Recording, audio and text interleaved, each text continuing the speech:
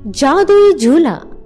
एक समय की बात है, एक गांव में दो जुड़वा बहनें रहती थीं। वो दोनों बहनें एक दूसरे से बहुत अलग थीं।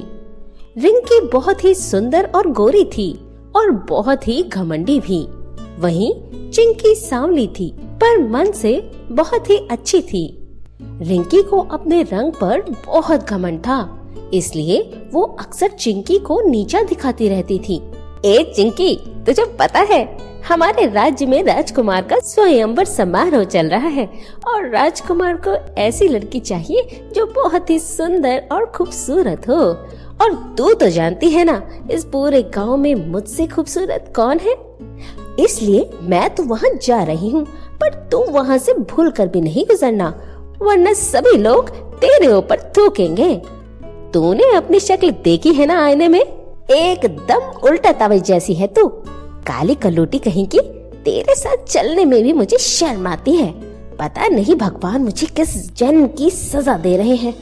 चिंकी उदास होकर गांव के बाहर वाले कुएं पर पानी भरने चली जाती है। तभी उसकी नजर घोड़े से जा रहे राजकुमार पर पड़ती है, जो बहुत ही सुंदर था। उसे देख चिंकी मन ही मन सोचती है, राजकुमार बहुत ही सुंदर है, काश मैं उनकी पत्नी बन पाती, पर मैं तो बहुत बदसूरत हूँ और मुझ जैसी लड़की से भला कौन शादी करेगा।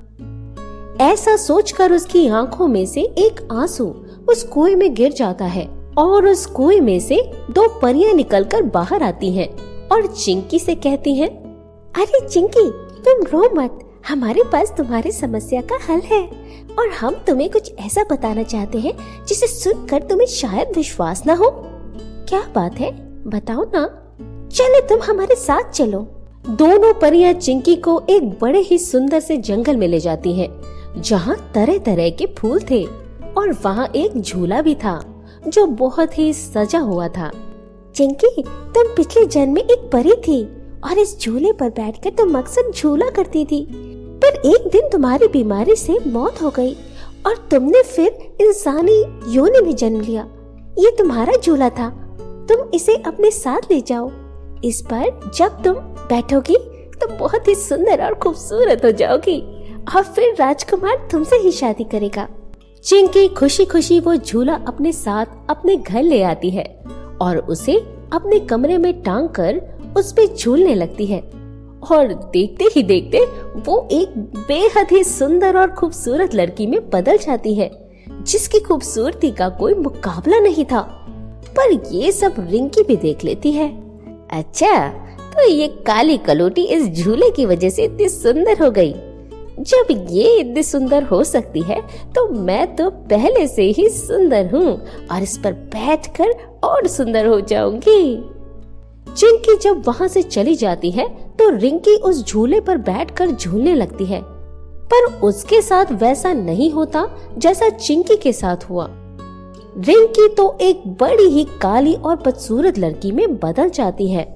हे भगवान, ये मेरे रंग को क्या हो गया। मैंने तो सोचा था सुंदर हो जाऊंगी, पर मैं तो अब काले कोयले से भी ज्यादा काली लग रही हूँ। ऐसे में मेरी शादी कैसे राजकुमार से होगी।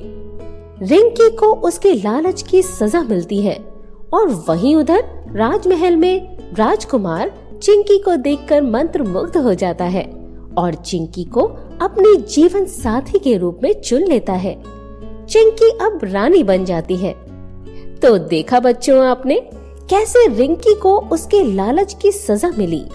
अगर वो और सुंदर होने का लालच नहीं करती तो शायद राजकुमार से उसकी शादी हो जाती। इसलिए बच्चों, इस कहानी से हमें ये सीख मिलती है कि हमें लालच नहीं करना चाहिए और जितना भी है, जैसा भी है, उसी में खुश रहना चाहिए।